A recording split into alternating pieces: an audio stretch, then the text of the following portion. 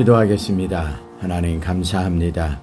오늘도 주의 말씀 앞에 나오게 하시고 말씀 속에서 찾아오시는 주님을 뵙기를 원합니다. 시편 기자의 고백처럼 우리가 온전히 하나님을 만나고 하나님을 바르게 예배하며 하나님께 나아가는 온전한 하나님의 사람들이 되기를 원합니다. 이 시간 주님께서 주의 귀한 음성으로 우리 한 사람 한 사람 모두에게 들려주시옵소서. 부족한 종에게 말씀을 맡기셨사오니 주께서 종을 붙들어 주시고 인도하시고 동역하여 주시옵소서. 예수 그리스도의 이름으로 감사드리며 기도하옵나이다. 아멘. 샬롬. 오늘 시편 제50편 말씀을 공부하도록 하겠습니다. 시편 50편 제목을 제사로 나와 언약한 자라는 제목으로 정해봅니다. 본 시편은 지혜의 시 또는 교훈의 시로 분류가 됩니다. 시편 기자는 아삽이라는 사람인데요. 다윗 시대에 임명된 찬양 전문가로 알려지고 있습니다. 오늘날로 본다면 아마 성가대를 책임지는 성가대장 또는 지휘자 정도로 해석할 수 있을 것 같습니다. 역대상 16장 4절 5절 말씀을 봉독해 드리겠습니다. 또 레위 사람을 세워 여호와의 궤 앞에서 섬기며 이스라엘 하나님 여호와를 찬송하고 감사하며 찬양하게 하였으니 아삽은 우두머리요 그 다음은 스가랴와 여히엘과 스미라못과 여히엘과 마띠디아와 엘리압과 분하야와 오벳에돔과 에이엘이라. 비파와 수금을 타고 아삽은 재금을 힘있게 치고. 아멘. 여기에서 아삽이라는 사람이 이 다윗의 시대에 임명된 찬양대의 대표적인 리더였구나라는 것을 확인할 수가 있습니다. 아삽은 시편 전체 내용 속에서 다윗 다음으로 많은 시편을 기록했습니다. 아삽의 시편은 총 12편으로 기록되고 있습니다. 다윗은 하나님의 말씀, 이 시편 속에서 자신의 그 모든 신앙을 고백하고 있어요. 그래서 시편 150편 전체 내용 가운데서 다윗의 시편이 절반 50%거든요. 참 대단한 예언자요, 신학자요, 정치인이며 시인이다 이렇게 고백할 수가 있죠.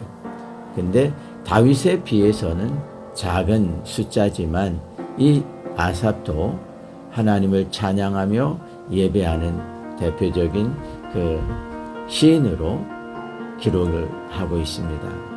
구약에서 증거되는 찬양의 전문가로 소개된 사람입니다. 그러면서 영성과 음악성이 아주 탁월한 지도자였다라는 것을 알 수가 있습니다. 본 시편의 내용 가운데 특징은 당시 하나님께 제사를 드리는 사람들이 형식적인 제사 또 위선적인 삶의 모습을 책망하고 교훈하는 그러한 내용입니다.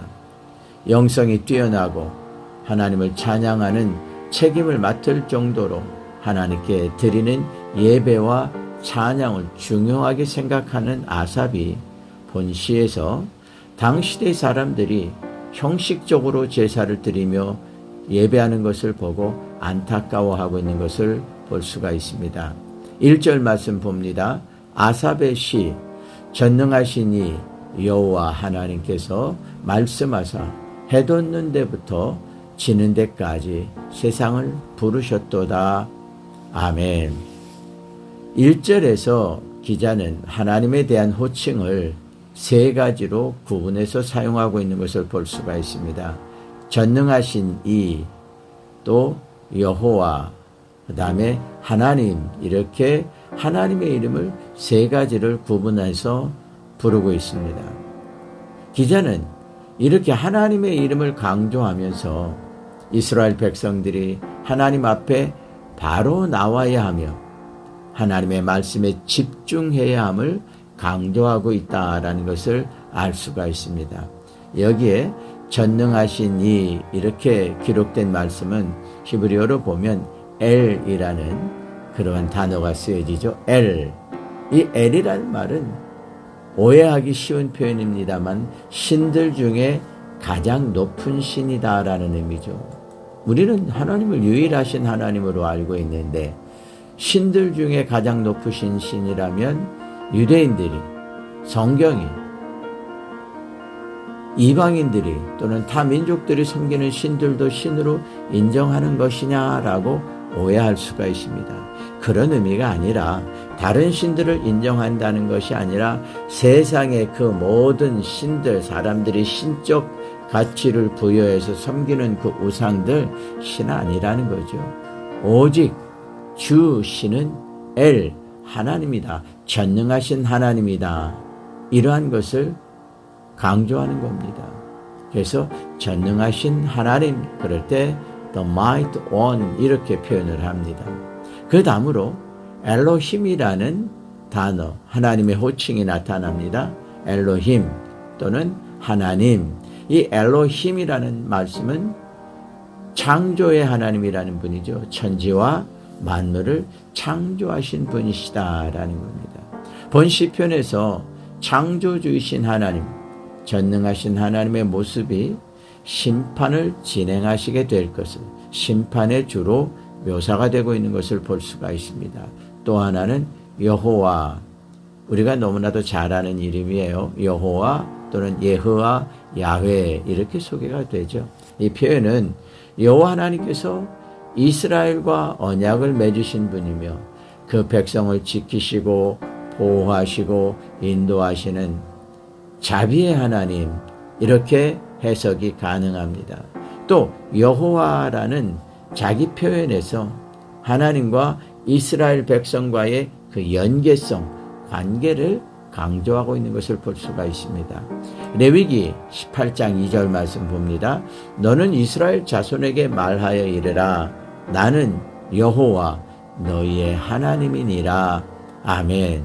레위기 22장 33절입니다. 너희의 하나님이 되려고 너희를 애굽 땅에서 인도하여 낸 자니 나는 여호와이니라. 아멘. 이렇게 기자는 하나님을 소개하면서 하나님 앞에 이스라엘 백성들이 온전한 제사로 나와야 한다라는 것을 강조합니다. 그리고 하나님께 예배할 때는 진실과 거룩함으로 예배해야 하는 것을 강조하고 있습니다. 자, 시편 50편 4절 5절 봅니다. 하나님이 자기의 백성을 판결하시려고 위 하늘과 아래 땅에서 선포하여 5절 이르시되 나의 성도들을 내 앞에 모으라. 그들은 제사로 나와 언약한 이들이니라 하시도다. 6절입니다. 하늘이 그의 공의를 선포하리니 하나님 그는 심판장이시리로다. 셀라. 자, 4절에 보면 하나님이 심판의 주이시라고 말씀하고 있어요. 그런데 먼저 3절을 보면은요, 이렇게 말씀하고 있어요. 우리 하나님이 오사 잠잠하지 아니하시리니 이렇게 말씀하고 있어요. 이 말씀은요, 하나님께서 어디로 가셨다가 떠나셨다가 돌아오신다라는 의미가 아닙니다. 하나님께서 직접 간섭하시고 개입하시고 자세하게 살펴보시며 주관하시겠다라는 의미가 포함되어 있는 말씀입니다. 하나님께 제사하며 하나님의 뜻에 맞게 바르게 살고 있는지 그렇지 않은지를 살피신다라는 의미예요. 그리고 하나님께서 잠잠하지 않으시겠다라는 그러한 표현이 기록되는 것은 아주 하나님의 어떤 강한 의지가 있음을 말씀하시는 거죠. 노아 홍수 심판 때 하나님께서 주신 아주 귀한 말씀이 있습니다. 창세기 7장 16절 17절을 제가 읽어보겠습니다.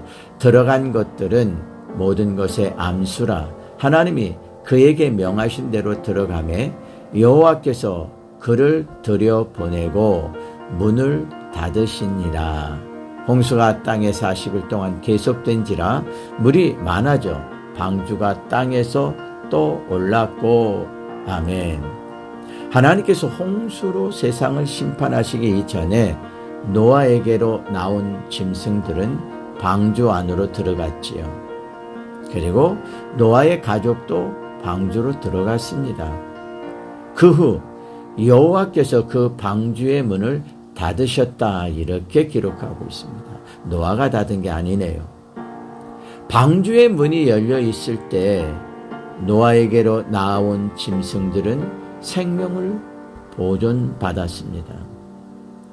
그때 노아의 가족뿐 아니라 다른 누구라도 노아에게로 나왔더라면 그들의 생명 역시 보존할 수 있지 않았을까요? 물론 하나님의 절대 주권에 달려 있겠지만요. 그러나 여호와께서 방주의 문을 닫으신 후에는 어느 누구도 그 문을 열어달라고 간청한들 방주의 문은 열리지 않는다라는 겁니다. 본 시편 3절에서 여호와께서 임하시는 이유, 목적이 무엇일까요? 심판을 위함입니다. 하나님 앞에 제사로 언약한 백성들이 회개하고 하나님 앞에 바로 서게 된다면 그들은 그 심판에서 제외될 수가 있다라는 겁니다. 5절 말씀 다시 읽겠습니다. 이르시되 나의 성도들을 내 앞에 모으라. 그들은 제사로 나와 언약한 이들이니라. 아멘. 이 말씀에 보면 하나님의 초청의 대상자들을 나의 성도들 이렇게 표현하고 있습니다. 원어로 보면 친절한, 경건한 자들 또는 하나님께 사랑을 받는 자들, 하나님께 자비와 은총을 받는 자들이라고 소개가 되고 있습니다. 하나님께서 이렇게 특별한 은총과 사랑을 베풀며 택하신 백성들이라는 말씀이죠. 특히 제사로 언약한 관계라는 이 분명한 공적으로 이루어진 관계를 언급하고 있는 것을 볼 수가 있습니다. 언약이라는 것은 쌍방의 언약 체결을 의미하는 거죠. 일방적으로 한쪽에서 우리 약속했다라는 것이 아니라 쌍방이 합의하고 동의하고 결정하는 것입니다. 그게 언약의 특징입니다. 그 언약을 바로 지킬 때 약속된 보장과 복의 주인공이 될 수 있는 겁니다. 그러나 그 언약을 어기거나 지키지 않을 때는 쪼개진 짐승처럼 처벌을 받게 된다라는 거죠. 이게 바로 제사로 언약한 관계를 보여주는 내용입니다. 이 말씀에서 하나님께서는 이스라엘 백성들이 이처럼 소중하고 귀한 언약의 백성들이며 하나님과의 관계가 아주 특별한 관계다라는 것을 말씀하고 있는 겁니다. 7절 봅니다. 내 백성아 들을지어다 내가 말하리라. 이스라엘아 내가 내게 증언하리라. 나는 하나님 곧 내 하나님이로다. 아멘. 7절에서 말씀하고 있는 하나님께서 친히 증거하시는 아주 강한 특별한 어법이 표현되고 있어요. 그러면서 그것이 반복되고 있죠. 내 백성아 들을지어다 내가 말하리라. 내가 내게 증언하리라. 이렇게 표현하고 있어요. 이러한 말씀은 이스라엘 백성들을 향하여 참된 제사, 하나님께서 기뻐하시는 바른 예배를 강조하고 있구나라는 것을 알 수가 있습니다. 앞에서 언급된 말씀처럼 이스라엘과 하나님과의 관계는 제사로 언약된 아주 특별한 관계다라는 것이죠. 쉽게 표현하자면 하나님께서 특별한 목적을 가지고 아브라함과 언약을 하시고 그 언약을 이삭과 야곱에게 승계시키시죠. 그리고 또 다윗에게 이어지는 것을 확인할 수가 있습니다. 그걸 성경이 증거하고 있거든요. 시편 105편 8절에서 10절을 보겠습니다. 그는 그의 언약 곧 천대에 걸쳐 명령하신 말씀을 영원히 기억하셨으니 이것은 아브라함과 맺은 언약이고 이삭에게 하신 맹세이며 야곱에게 세우신 율례 곧 이스라엘에게 하신 영원한 언약이라. 아멘. 하나님께서 이스라엘과 맺은 언약은 한 시대에 끝난 언약이 아니라 영원한 언약이라고 말씀하고 있습니다. 그리고 그 언약은 마침내 하나님의 아들 그리스도가 이 땅에 오시며 하나님 앞에 예배로 다시 확인시켜 주시는 것을 볼 수가 있죠. 누가복음 1장 보겠습니다. 누가복음 1장 70절에서 73절입니다. 이것은 주께서 예로부터 거룩한 선지자의 입으로 말씀하신 바와 같이 우리 원수에게서와 우리를 미워하는 모든 자의 손에서 구원하시는 일이라. 우리 조상을 긍휼히 여기시며 그 거룩한 언약을 기억하셨으니 그 곧 우리 조상 아브라함에게 하신 맹세라. 아멘.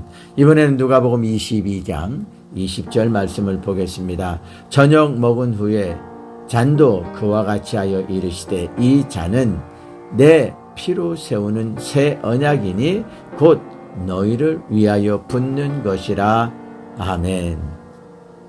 이처럼 하나님과 아브라함과 맺은 언약은 구속 역사를 위한 언약입니다. 이 관계를 바르게 유지하고 더 아름다운 관계가 되기 위해서는 하나님께 드리는 제사와 예배가 더욱 아름답고 더 진실하고 귀하게 하나님께 드려야 된다라는 것이죠. 그런데 아삽은 이들이 하나님께 드리는 제사에서 극히 형식적이고 위선적이며 책임적인 제사를 드리는 모습을 보고 매우 안타까워하고 있습니다. 선지자 이사야 시대에도 역시 같은 모습을 보였기에 하나님께서 질타하시는 말씀이 있지요. 이사야서 1장 11절에서 15절까지 말씀입니다. 제가 읽어보겠습니다. 여호와께서 말씀하시되 너희의 무수한 재물이 내게 무엇이 유익하뇨? 나는 수장의 번제와 살찐 짐승의 기름에 배불렀고 나는 수송아지나 어린 양이나 숫염소의 피를 기뻐하지 아니하노라. 너희가 내 앞에 보이러 오니 이것을 누가 너희에게 요구하였느냐? 내 마당만 밟을 뿐이라. 헛된 재물을 다시 가져오지 말라. 분향은 내가 가증히 여기는 바요. 월삭과 안식일과 대회로 모이는 것도 그러하니 성회와 아울러 악을 행하는 것을 내가 견디지 못하겠노라. 내 마음이 너희의 월삭과 정한 절기를 싫어하나니 그것이 내게 무거운 짐이라. 내가 지기에 곤비하였느니라. 15절입니다. 너희가 손을 펼 때에 내가 눈을 너희에게서 가리고 너희가 많이 기도할지라도 내가 듣지 아니하리니 이는 너희의 손에 피가 가득함이라. 이 15절 말씀은요, 이 유다 백성들이 하나님 앞에서 정말 엄청난 죄를 범하였고 하나님과의 관계가 단절될 정도로 하나님의 관심과 하나님의 손이 떠날 정도로 죄와 악이 가득 찬 모습을 보여주고 있죠. 최악의 저주의 모습입니다. 하나님께서 이들이 제사로 나올 때 가지고 나오는 제물을 기뻐하지 않으신다, 이렇게 말씀합니다. 하나님께 드리는 제물을 거부하시는 모습에 이건 아주 심각한 상황이죠. 이들이 하나님 전에 나오기는 나옵니다. 그런데 그저 얼굴만 보이고 마당만 밟고 간다라는 겁니다. 그래서 그들이 드리는 제사 제물을 뭐라고 말씀하셨냐면 헛된 제물이다, 이렇게 표현하십니다. 그리고 그들이 하나님 전에 나와서 간구하며 부르짖는 기도 안 들으시겠다라는 겁니다. 아주 단호한 거절을 표현하고 계십니다. 그러면 오늘 이 시대의 현대 그리스도인들이 하나님께 드리는 예배의 모습은 어떠합니까? 멀리 가지 말고 우리의 모습을 한번 보자고요. 정말 여러분들 주일 예배 전날, 하나님께 예배하기로 나가기 전날 이런 마음으로 기도하며 준비하며 잠자리에 드시나요? 그리고 주일 아침 하루가 시작되는 시간부터 하나님의 전에 나아갈 때 정말 하나님을 사랑하며 사모하는 간절함으로 나아갑니까? 아니면 선지자 이사야 시대의 이스라엘 백성들처럼 마당만 밟고 하나님 앞에 얼굴만 보이는 헛된 예배로 출석만 하고 있습니까? 예수님 시대의 예배 역시 크게 다르지 아니했던 것 같습니다. 그래서 주님께서 이렇게 말씀하셨죠. 요한복음 4장 24절입니다. 하나님은 영이시니 예배하는 자가 영과 진리로 예배할지니라. 아멘. 왜 이런 표현을 드렸을까요? 하나님께 예배하는 자들의 예배 가운데 신령으로, 진정으로, 거룩함으로, 온전함으로 예배하지 않는 모습이 주님께 보여졌다라는 겁니다. 본 시편 50편에서 어떻게 예배를 드려야 하는지를 분명히 말씀하고 있습니다. 14절 보면 감사로 하나님께 제사를 드리며 지존하신 이에게 내 서원을 갚으며 이렇게 말씀하고 있어요. 첫째, 우리가 제사와 예배를 드리는 대상이 어떤 분이시냐, 그 하나님이 어떤 분이시냐라는 거죠. 여기 본문에 보면 지존하시니 이렇게 표현하고 있습니다. 가장 높은 분, 가장 거룩한 분, 가장 귀하신 분이다라는 말씀입니다. 그 앞에 예배, 제사를 드린다라는 거죠. 이 예배와 제사라는 의미는요, 최고이신 하나님께 인간이 드릴 수 있는 최고의 높임, 경외를 의미하는 거거든요. 과연 오늘날 예배 속에 이러한 마음이 있을까? 저는 있기를 소망합니다. 예배라는 것은 사람이 할 수 있는 가장 높임의 자세, 가장 중심된 정성을 드리는 자세입니다. 누구에게? 최고이신 하나님께. 우리가 할 수 있는 정성과 사랑과 섬김과 찬양에 가장 귀한 것으로 올려드리는 것, 그것이 예배거든요. 그 예배의 대상이 가장 존귀하신 여호와 하나님이시다라고 말씀하고 있습니다. 그 하나님께 예배를 드릴 때 감사함으로 드려야 된다. 시편 기자는 이렇게 고백하고 있습니다.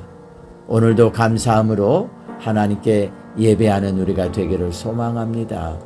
오늘날의 예배에도 아삽의 시대, 선지자 이사야 시대, 또 예수님이 안타까워서 말씀하셨던 예수님 시대의 사람들처럼, 예배자들처럼 마당만 밟고 가는 출석의 의미에서의 예배가 아니라 정말 신령과 진정으로 감사로 찬양하는 예배로 하나님께 드려지는 예배가 우리의 예배가 되기를 소망합니다. 시편 126편에서 바벨론 포로되었던 백성들이 하나님의 은혜에 감격하고 감동받아서 감사로 그들의 입에 기쁨과 감사가 가득했다라고 고백하죠. 눈물로 감격 가운데 찬송하고 있는 내용이 시편 126편에 소개가 되고 있습니다. 하나님께 감사로 드리는 예배에 이와 같은 감동, 감격, 감사가 함께 나타나기를 소망합니다. 마당만 밟고 가는 형식적이고 위선적인 예배가 아니라 하나님을 사모하는 간절함에 하나님이 만나주시는 감동의 은혜가 임하시기를 소망합니다. 기자 아삽은 이러한 감사가 없는 예배, 극히 형식적이며 책임적인 제사, 그리고 행위에서 위선적인 모습으로 하나님을 섬긴다 하는 당시대의 백성들의 모습을 보고 안타까워하고 있습니다. 그러면서 이렇게 말씀하고 있죠. 15절입니다. 환난 날에 나를 부르라. 내가 너를 건지리니 내가 너를 영화롭게 하리로다. 아멘. 14절에서 기자는 하나님께 감사로 제사를 드리라 이렇게 말씀하고 있어요.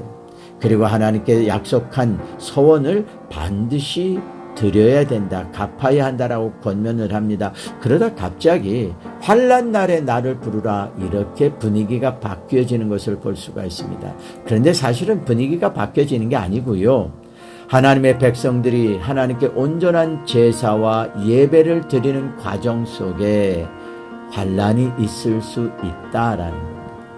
하나님께 약속한 소원을 반드시 이행하는 과정 가운데 시험과 환난이 있을 수 있다라는 겁니다. 그런 환난 가운데서도 성도들이 할 수 있는 것은 무엇입니까?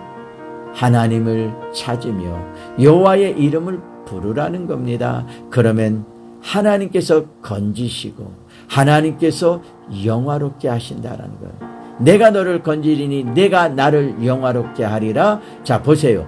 누가 누구를 영화롭게 하는 겁니까? 우리가 하나님을 영화롭게 하는 겁니다. 그것이 곧 우리를 영화롭게 해 주시는 겁니다. 하나님께 온전한 예배를 드리는 바른 믿음의 자세, 하나님께 약속한 것을 순종하기 위해서 애쓰는 성도들이 당하는 환난 속에서도, 어려움과 시험 속에서도 낙심하지 말고 절망하지 말고 하나님께 부르짖으며 간구하면 하나님께서 건지시고 결국에는 은혜를 주시며 하나님께 영광을 돌리도록 베풀어 주신다라는 겁니다. 그리고 이렇게 결론의 말씀을 주고 계십니다. 23절입니다. 감사로 제사를 드리는 자가 나를 영화롭게 하나니 그의 행위를 옳게 하는 자에게 내가 하나님의 구원을 보이리라. 아멘. 이 23절 말씀은 뭐 더 이상 설명도 해석도 보충도 필요가 없을 듯합니다. 단지 우리는 아멘으로만 화답할 수 있겠죠. 한 번 더 봉독하겠습니다. 감사로 제사를 드리는 자가 나를 영화롭게 하나니 그의 행위를 옳게 하는 자에게 내가 하나님의 구원을 보이리라. 아멘. 기도하겠습니다. 하나님 감사합니다. 하나님께 예배하고 하나님께 영광을 돌리고 하나님께 찬송한다 하면서 극히 행위적이고 형식적이고 보이기 위한 모습으로 하는 그 아삽 시대의 백성들의 모습을 보고 기자 아삽은 많이 안타깝고 힘들었던 것 같습니다. 오늘 우리가 살고 있는 이 현 시대에도 마찬가지지요. 예배하러 나오는 자들의 모습과 예배하는 자의 태도와 또 예배를 시간 때우기 식으로 드리고 돌아가는 모습, 예배를 통해서 받은 은혜, 예배를 통해서 받은 말씀, 예배를 통해서 만난 그 하나님과 한 주간을 살아드리며 말씀대로 살아가고 순종하는 것이 아니라 단지 한 시간 참여하는 데 의미를 두는 많은 그리스도인들, 아마 오늘 이 모습을 보면 기자 아삽은 똑같은 고백을 시편으로 기록하게 될지도 모릅니다. 하나님, 나의 한순간의 삶이 찬양이 되게 하시고 오늘 하루의 삶이 주를 높이는 예배가 되게 하시고 예배를 통해서 주신 은혜를 간직하고 말씀을 간직하고 그 한 주간을 주의 뜻대로 감사하며 살아드리는 우리 되게 하옵소서. 예수 그리스도의 이름으로 감사드리며 기도하옵나이다. 아멘.